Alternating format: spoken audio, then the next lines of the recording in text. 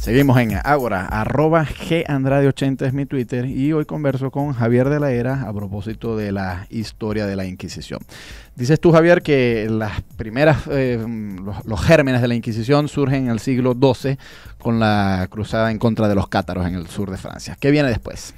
Bueno, fíjate, estos primeros tribunales que se establecieron muy puntualmente para lidiar con la propagación del catarismo en Europa Occidental, pues ciertamente no estaban constituidos como órgano central, ni tenían una constitución central, ni se podía considerar como un órgano único dentro de la iglesia, sino que eran tribunales establecidos de acuerdo a la necesidad. Ahora, cuando la gente piensa en la Inquisición, piensa más bien en los dos tribunales de la Inquisición que siguieron históricamente. Estamos hablando de la Inquisición romana, por una parte, y la Inquisición española, tal vez la más famosa, sí, la más famosa de todos. Más lúgubre en el imaginario. En el imaginario popular y en la leyenda negra, sí, que se creó sobre España. Pero fíjate, históricamente la que aparece primero, pues es la Inquisición española. Estamos hablando después del siglo XII, XIII, en el marco de la lucha contra los cátaros. Pero en el siglo XV, en 1476, bajo el reinado de los reyes católicos, es que se establece como tal la Inquisición española, ya como un tribunal eclesiástico cuya misión era sencillamente determinar qué persona católica bautizada se había separado de la enseñanza de la iglesia y por lo tanto había caído en herejía. Esta era la jurisdicción de la Inquisición española. La Inquisición española no tenía jurisdicción ni sobre musulmanes, ni sobre judíos, ni sobre no bautizados en general. Solamente jurisdicción sobre católicos bautizados. Ahora, cuando la Inquisición española surgió... Pero sí, aquí, ciertamente lo que acabas de decir, yo estaría de acuerdo con eso, pero es que el problema es que cuando el Reino de Granada cae en 1492, los reyes católicos emiten un edicto donde se expulsan a los judíos y a los musulmanes no conversos. Entonces, tú dices, bueno, es que la Inquisición no aplica a esas comunidades, pero es que esas comunidades dejaron de existir en España incluso.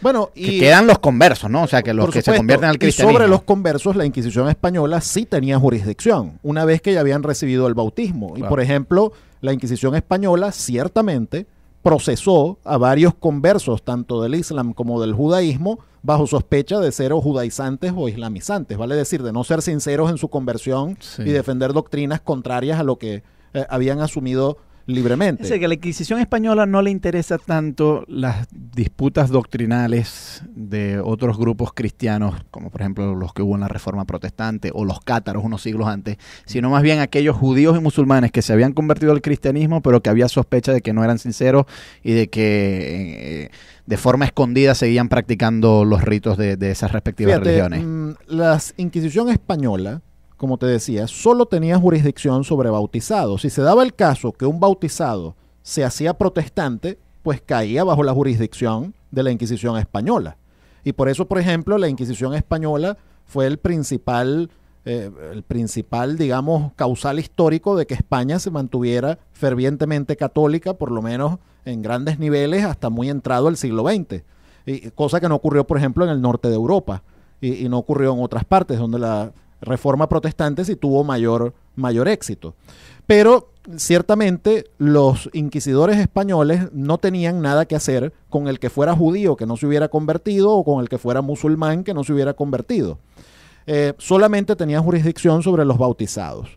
Ahora, una de las cosas que más se ha señalado a la Inquisición española es la asociación con la tortura y la asociación con el encarcelamiento y la asociación, por supuesto, con las hogueras donde se queman a todos los que eran condenados.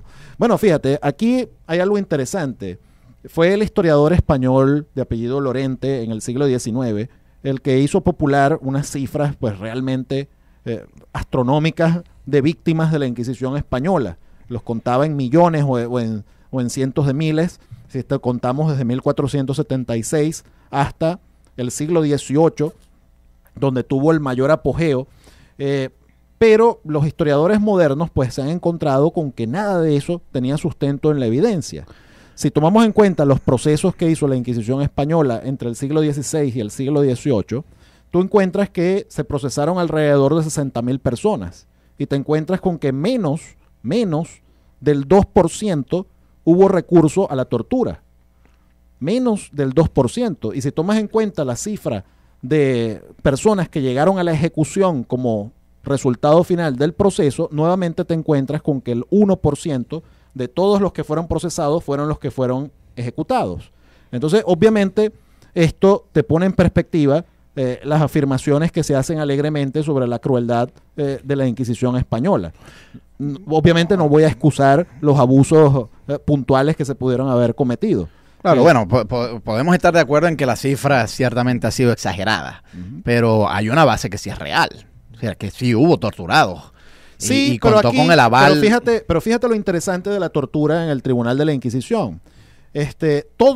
Todos, absolutamente todos los tribunales civiles, tanto de la Edad Media como del posmedievo, utilizaban la tortura como método frecuente de interrogación, de castigo, como método sancionado por todas las sociedades de la Europa medieval, e incluso, si vamos más atrás, a la Europa precristiana, al Imperio Romano, a lo anterior, la tortura ha sido una constante y solamente recientemente es que se ha progresado lo suficiente como para por lo menos condenarlo oficialmente a nivel internacional.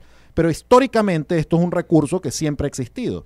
Ahora, ¿cómo era el uso de la tortura en la Inquisición española comparativamente con los tribunales civiles?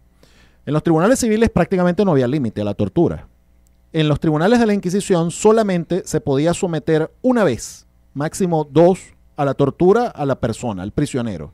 Esa vez que se le sometía a la tortura no podía excederse 15 minutos el torturador.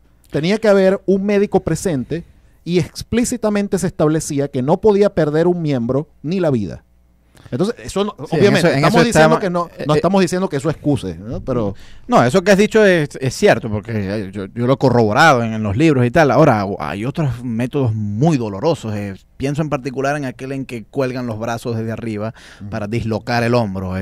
Yo sufrí una luxación de hombro que ameritó una intervención quirúrgica, y saludo al doctor Nelson Socorro, que fue el cirujano que me operó en aquella ocasión. Y te digo, cada vez que a mí se me salía el hombro, una cosa espantosa del dolor. Y yo puedo hacer un ejercicio de empatía con las víctimas de la tortura, de la Inquisición, que acudían a esta técnica de tortura, de colgar a las personas por los hombros hacia atrás, de forma tal que se le dislocaran, y puedo sentir un dolor intenso, incluso al ver las imágenes grabadas. Por supuesto, pero fíjate, ciertamente es un método terrible. Hoy sabemos que es un método brutal.